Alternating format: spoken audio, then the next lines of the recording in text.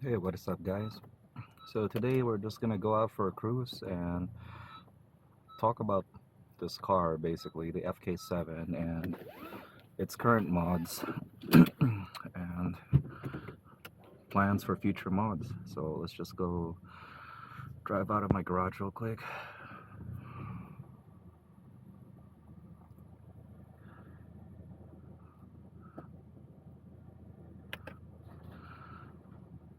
So right now, as it's currently sitting, the car is basically full bolt-ons with a upgraded turbo, big turbo from PRL. This one is utilizing the Garrett GTX2860R Gen 2. Um, Probably pushing right around 24, 25 pounds of boost on E30 flex fuel, so probably a little bit less on pump gas. So how it got here. Originally I got this car just for a commute. I previously owned a 2018 Q50S with the VR30 DDTT twin turbo V6.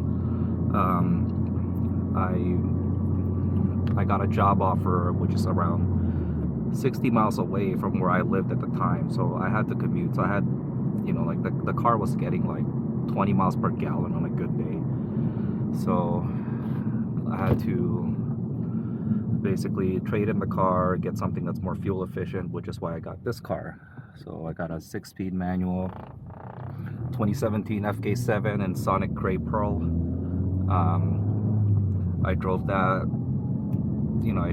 basically to work and back home pretty much almost every day.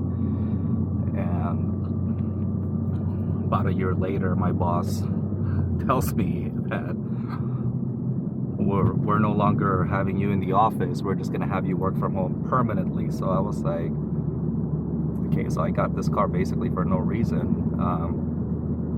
Now that fuel economy is out of the question, I can probably just not really care about it so much. So I started into modifying the car. I started off with the PRL Cobra intake with the street MAF, and just a Ktuner, base map, 21 psi base map from Ktuner, and it was fun. And I started getting into basically like aftermarket off-the-shelf tunes that is not from Ktuner. I got the TSP Stage 1 from Two Step Performance. The tune itself is made by Derek Robinson from Innovative Motorworks, and I was rocking that for, I'd say, about a year or so.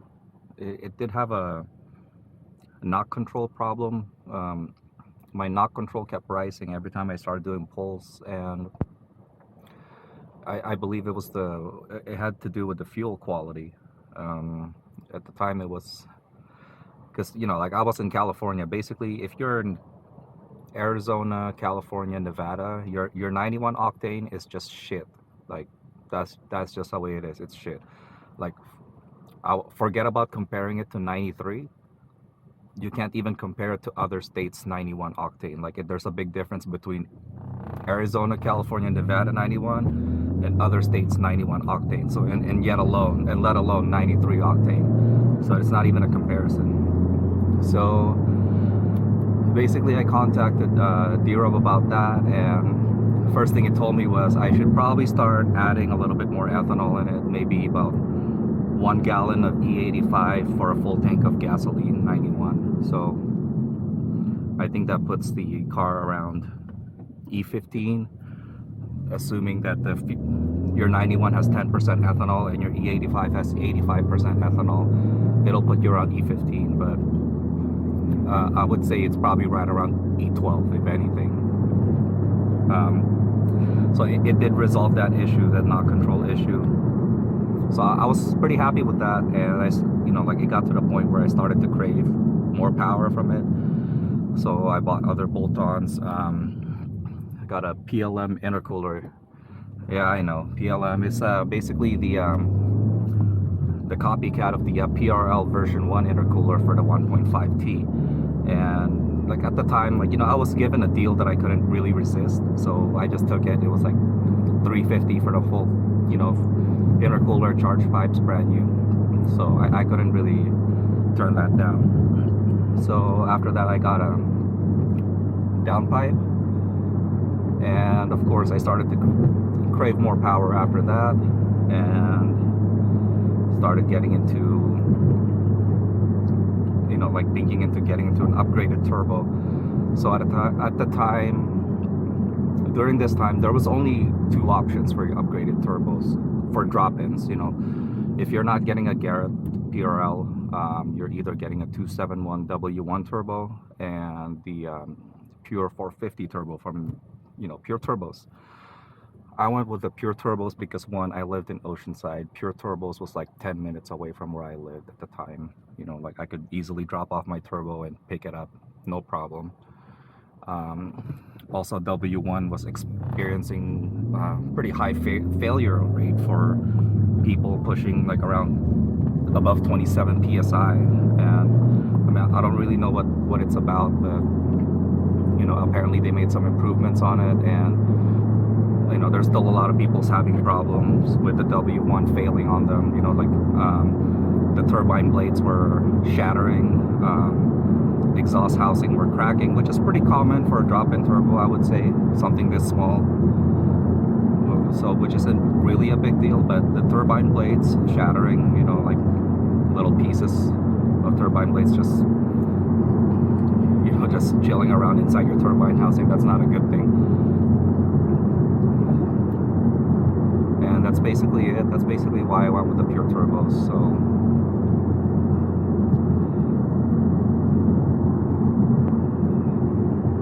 later on, I started getting into trying to get the car into flex fuel. So we'll talk about that in a bit. So right now we'll park the car just so we can see where the car is currently at right now.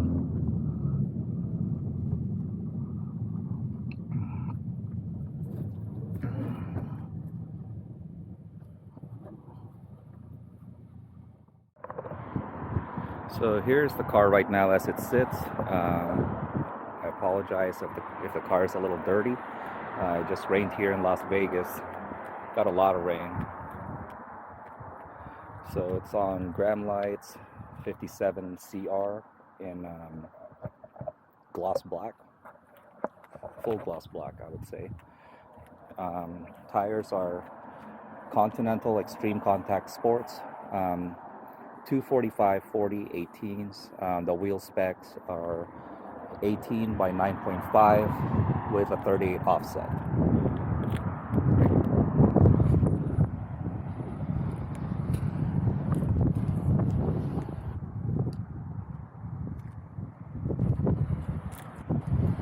Let's go ahead and pop the hood.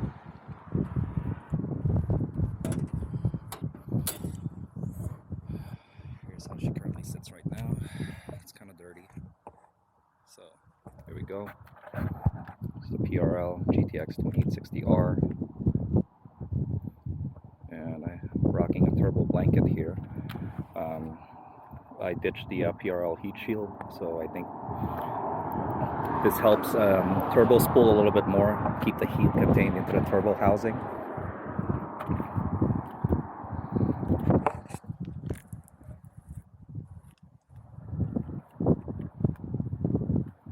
There you go. That's the car now. All right. Interior is kind of dirty. It is rocking a Type R steering wheel right here with Civic Si seats, and got the Ktuner right there at the bottom, the center console. It's a nice clean look, I would say. Trying to go for that OEM plus. All right, so let's take the car out for a drive again. I'll see you in a bit. All right, so we're back to driving. Where were we at? We left off at getting the Pure Turbos, right? Pure 450. So the car did get the Pure 450 installed.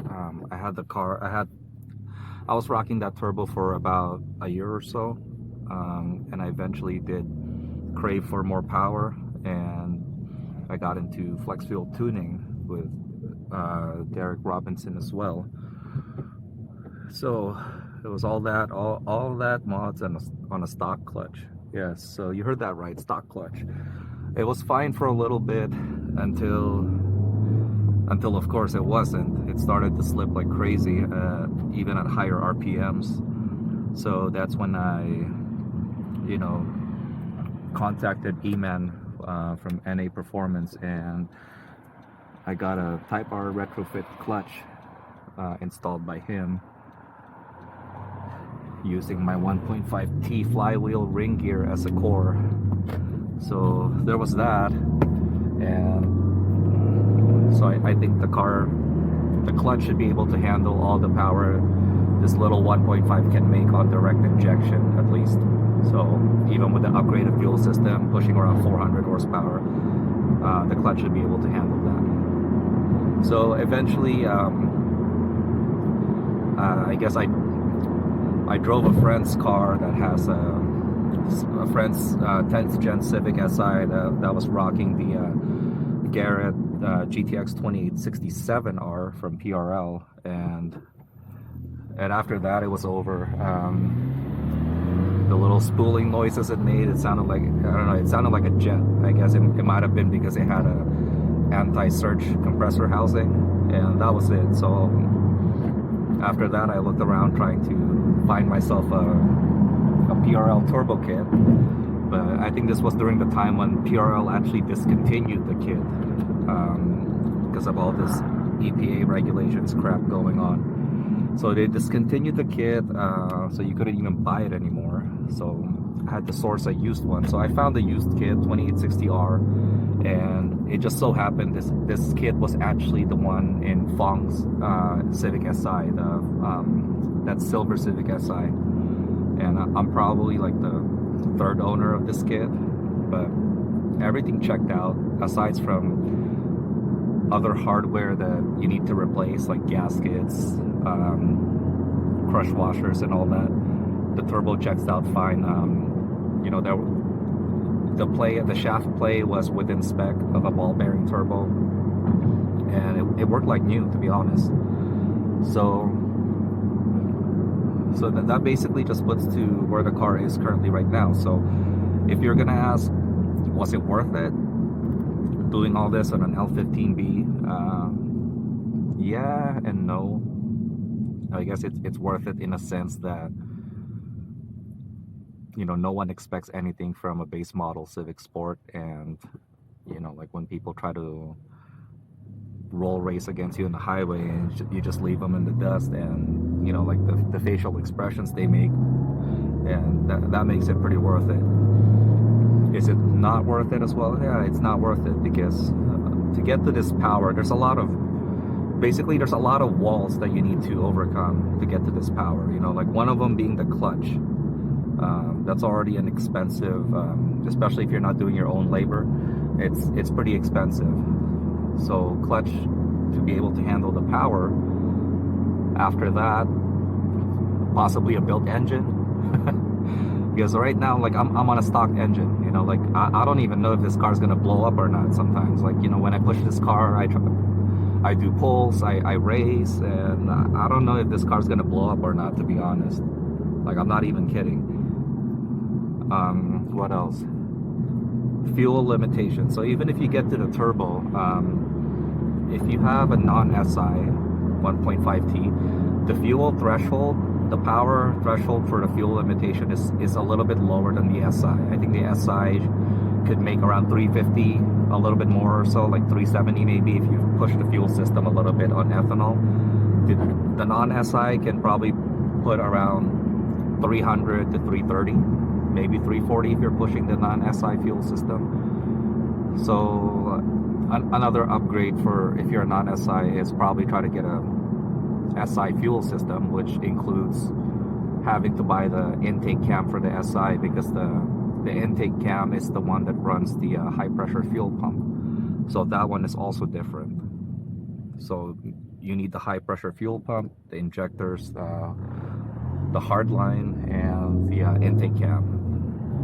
And if you want to push within 400s, there's an upgraded direct injection that uses the stock direct injection system, but it probably also utilizes the SI intake cam. So FK8 TD sells a set, Action Industries sells a set, and of course the original set, NA Performance, E-Man from NA Performance sells a set for that as well, and he was the first one to actually came up with this kit.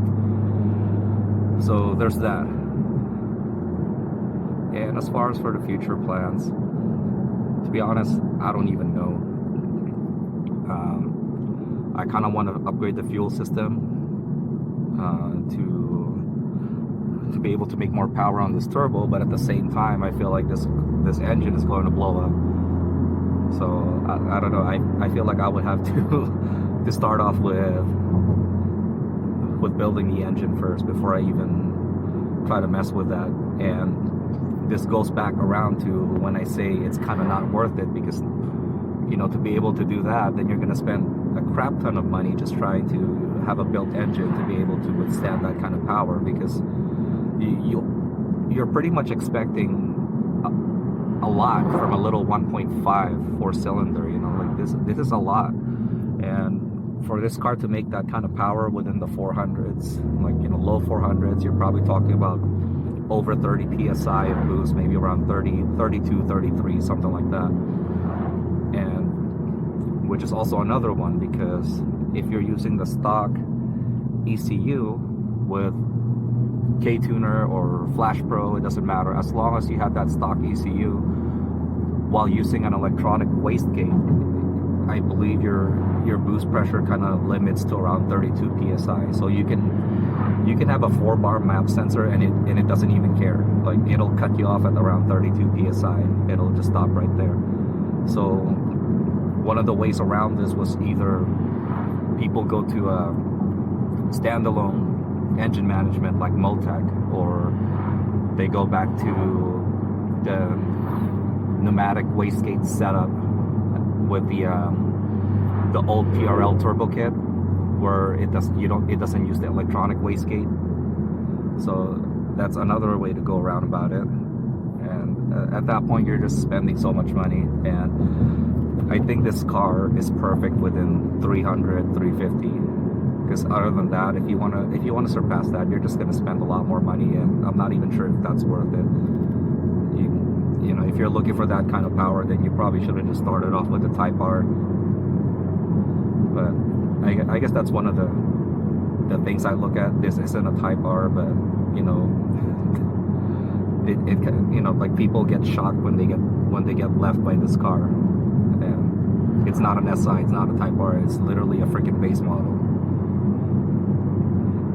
So in a bit, I'm just gonna find some open roads in a bit, and we'll do a few pulls. Hopefully my engine doesn't blow up. Alright guys, we're out here in Mexico. Hopefully we'll be able to do a pull here. It's a big open street, so you guys can hear what the turbo sounds like on a Civic Sport. Started off in second gear. Let's do this. No brake boost.